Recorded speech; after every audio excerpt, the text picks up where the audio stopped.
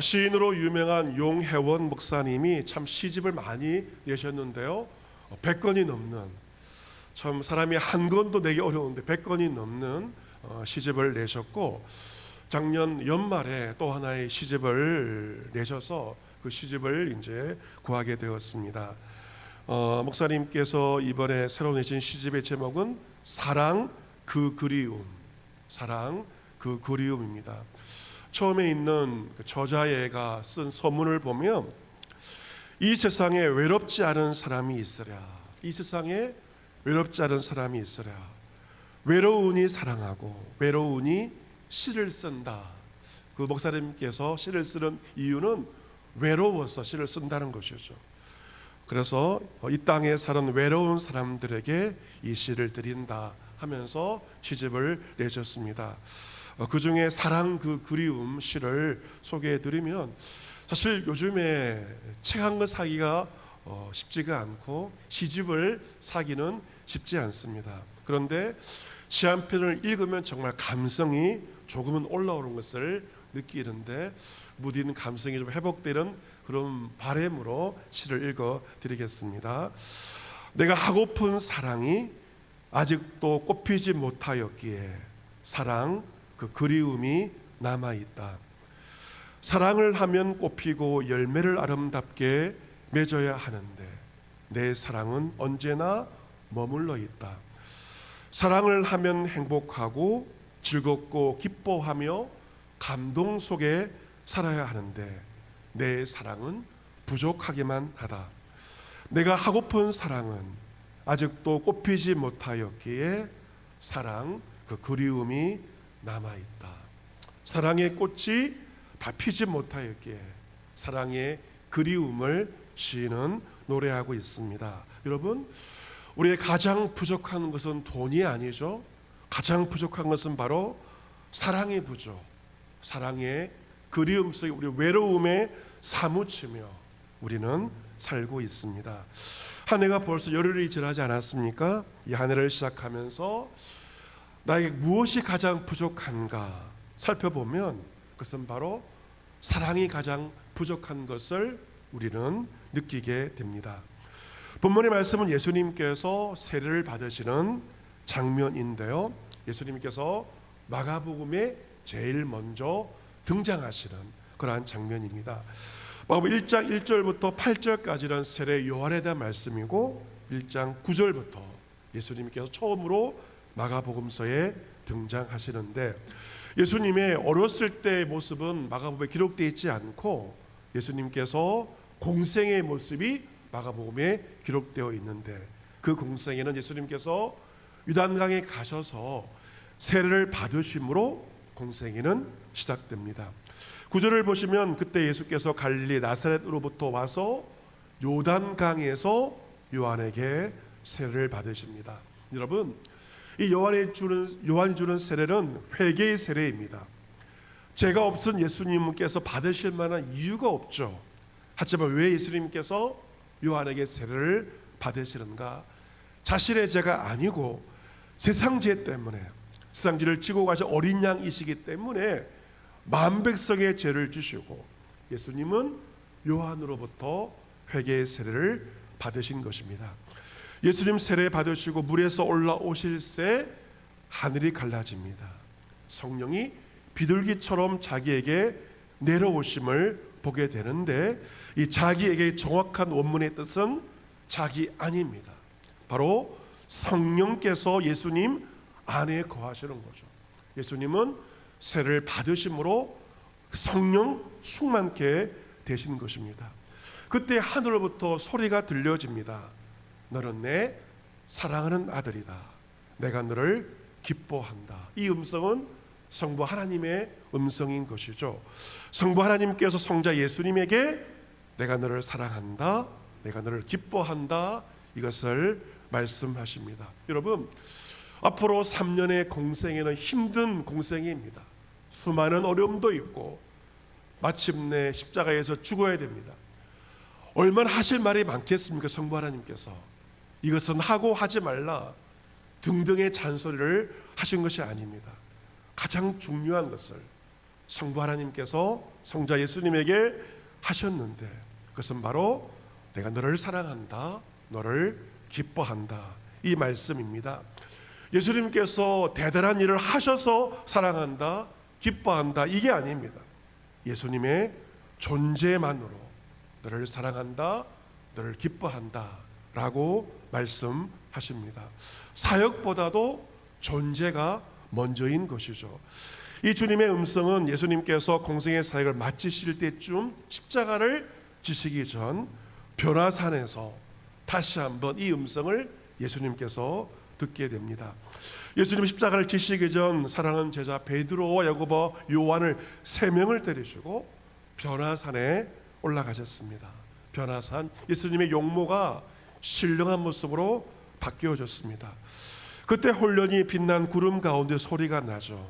이는 내 사랑하는 아들이다, 나의 기뻐하는 자다, 너희는 그의 말을 들으라 라고 예수님이 제자들에게 말씀하십니다. 공생애를 시작하시면서 들려진 하나님의 음성은 공생애를 마감하는 순간에 다시 한번 들려지게 되었습니다. 예수님은 이 변화산의 음성을 듣고 십자가를 지기로 마음 먹고 갈보리 언덕 십자가를 주셨고 인류 구원의 위대한 사명을 감당하시게 된 것입니다. 공생의 시작부터 마칠 때까지, 영원부터 영원까지 성부 하나님과 성자 예수님과의 관계는 어떤 관계였을까?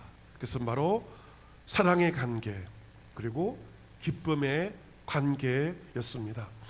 예수님께서 오늘 본문에 주장하신 세례를 받으신 다음에 어디로 가십니까? 광야로 가시죠.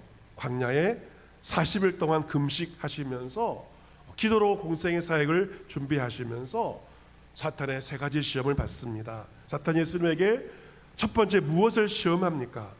내가 만일 하나님의 아들이거든 이 광야의 돌을 떡덩이로 만들어 보거라. 얼마나 예수님께서 시장하셨겠습니까? 이것은 하나님의 아들됨을 너의 능력으로 보여주면 사탄이 예수님을 인정하겠다는 것입니다. 너의 능력을 내가 한번 본 다음에 너가 하나님의 아들이라고 인정하겠다라고 사탄이 말합니다. 하지만 예수님은 사탄의 시험을 말씀으로 물리치시죠. 사람이 떡으로만 살 것이 아니요 하나님의 입으로부터 나오는 모든 말씀으로 살 것이다. 우리가 말하지 않습니까? 다 먹고 살려고 하는 것이다. 하지만 예수님은 그렇게 인정하지 않습니다. 사람은 떡보다 더 중요한 것이 있는데 하나님의 말씀이다 라고 하시면서 사탄의 시험을 말씀으로 물리치십니다. 여러분, 이 광야에서 예수님을 시험하였던 사탄의 음성은 우리에게도 자주 들려지는 소리입니다. 사탄은 여러분에게 이렇게 지금도 말하고 있습니다. 야, 너의 능력 한번 나에게 보여줘봐. 너가 그리스도인이야? 너의 능력을 나에게 보여줘봐. 너의 능력으로 내가 가치 있는 자인지 아닌지를 나에게 보여주렴.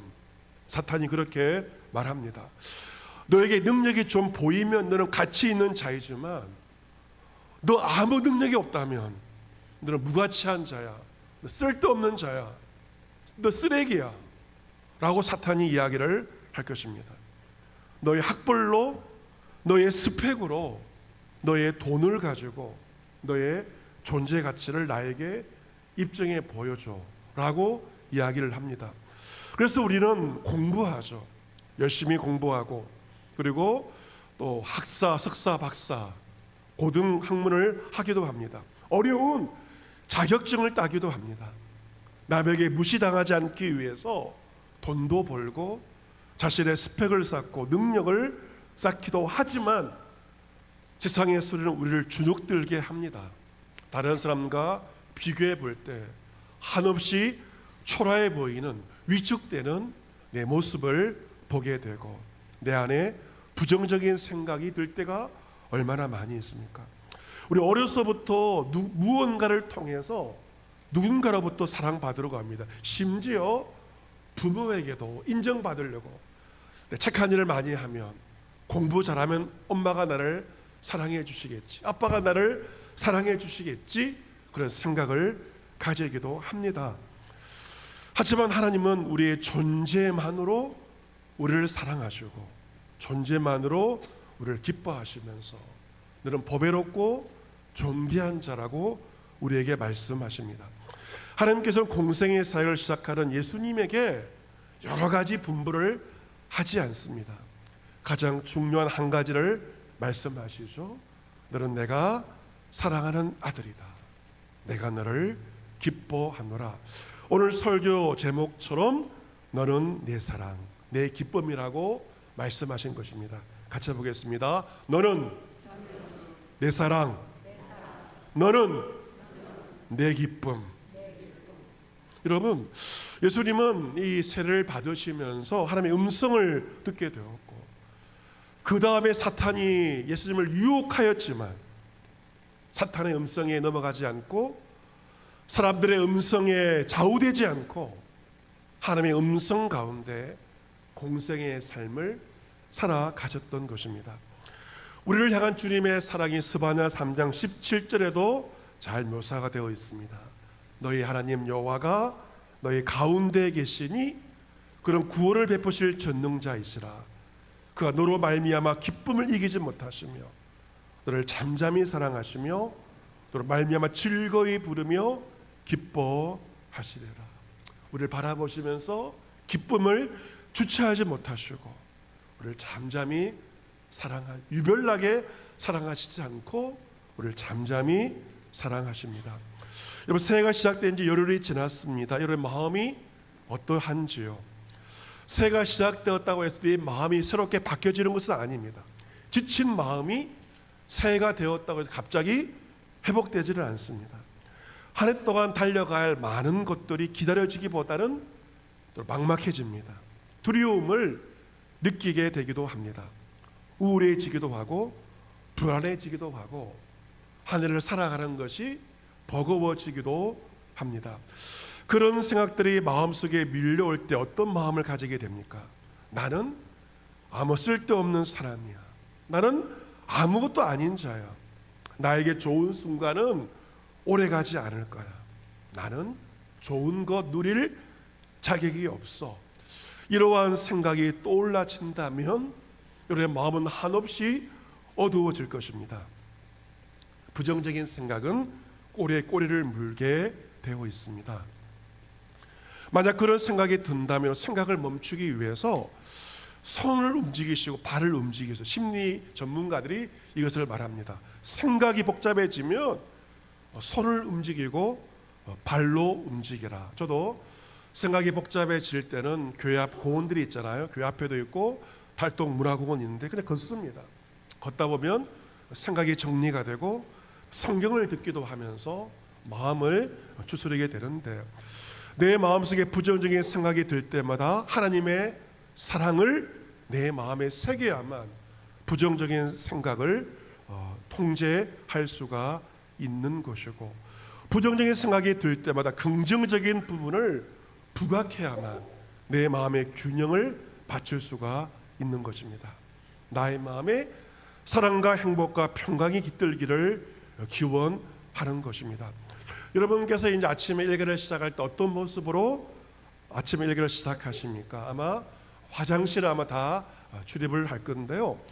화장실에 욕실에 거울이 있지 않습니까? 거울을 볼 때마다 어떤 것을 말하면 좋을까? 그것은 바로 나는 하나님의 사랑받는 자녀다.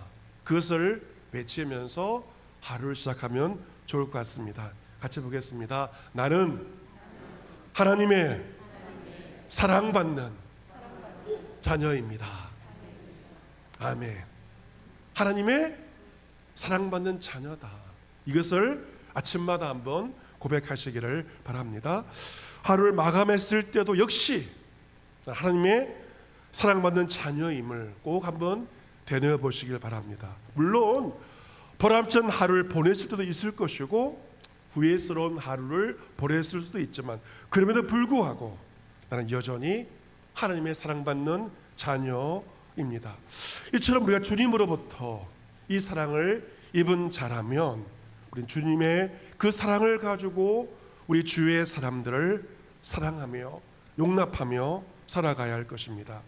요한일서 4장에서 보시면 사랑하는 자들아 하나님께서 이같이 우리를 사랑하셨은즉 우리가 서로 사랑하는 것은 마땅하도다. 어느 때나 하나님을 본 사람이 없으되 만약 우리가 서로 사랑하면 하나님이 우리 안에 거하시고 그의 사랑이 우리 안에 온전히 이루어지느니라. 우리가 서로 사랑할 때 하나님의 사랑이 우리 안에 거하신다는 것입니다. 어떤 사람이 하나님을 사랑하노라 하고 형제를 미워하면 그것은 거짓말이다. 하나님의 사랑이 거짓말하는 것입니다. 보는 바 형제를 사랑하지 않는 자가 보지 못하는 바 하나님을 사랑할 수는 없다 말씀하고 있습니다. 여러분께서 가족들을 향해서도 아마 사랑의 마음을 분명 가지고 있을 것입니다. 때로는 그 사랑을 표현하기도 하죠. 생일일 때, 기념일 때 선물을 주고 그리고 또한 여러 가지 기념일을 챙기기도 하는 것은 사랑의 표현이기도 합니다. 하지만 무엇이 부족하는가? 그 사랑을 말로 표현하는데 우리가 너무도 익숙하지가 않기 때문에 약합니다. 하지만 하나님께서 그 세례 받으셨을 때 성자 예수님에게 내가 너를 사랑한다, 너를 기뻐한다, 그 사랑을 표현하셨던 것처럼 우리도 그 사랑을 표현해야 합니다. 왜냐하면 표현하지 않으면 모르기 때문에 그렇습니다. 아무리 마음속에 있어도 표출하지 않으면 알 수가 없습니다. 여러분 나중에 후회하지 마십시오. 기회가 있을 때마다 누군가에게 사랑한다, 너는 나의 기쁨이다라고 표현하시기를 바랍니다. 만약 여러분이 이제 청년들이라면 연애를 한다면 연인으로부터 그리고 결혼했다면 배우자로부터 사랑받지 못한다는 느낌이 들면 너무도 괴롭고 힘들 것입니다.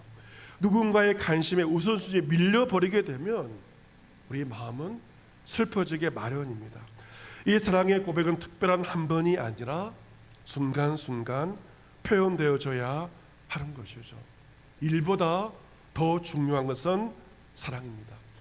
예수님의 공생의 사역보다 더 중요한 것은 성부 하나님께서 예수님을 향해서 내가 너를 사랑한다고 표현하신 것입니다. 수많은 일들보다 더 중요한 한 가지는 바로 사랑입니다. 여러분의 자녀들에게, 방학을 맞이한 자녀들에게 무엇을 말하고 있습니까? 방학이 되면 저는 함께하는 시간을 이제 한 2달 정도 가져야 되는데 열심히 공부해 그 말 하면서 지내고 있지는 않습니까? 여러분 아무리 열심히 공부하라고 한다고 해서 열심히 공부하지 않습니다. 어떤 말을 해야 열심히 살아가고 공부할 수 있을까? 그것은 바로 사랑의 표현입니다. 너의 삶이 어떤 일이 일어나건 성공을 하건 하지 않든 중요한 인물이 되든 그렇지 않든 건강하든 그렇지 않든 아빠가 엄마가 너를 사랑한다는 것을 항상 기억하렴. 이 말 잘 기억해 보시고 한번 오늘 써보시기 바랍니다. 아이들이 놀랄 수도 있습니다. 갑자기 이 말 하면 왜 그러시는가 놀랄 수도 있는데요. 여러분 부모의 사랑을 확인하면 아이들이 달라집니다. 열심히 삶을 살게 되고 열심히 공부하게 되고 자신의 일들을 찾아서 하게 되는 것이죠. 가장 중요한 본질이 무엇인가? 바로 사랑이며 우리는 사랑하는 가족들에게 이 사랑의 표현을 하여야 한다는 것입니다.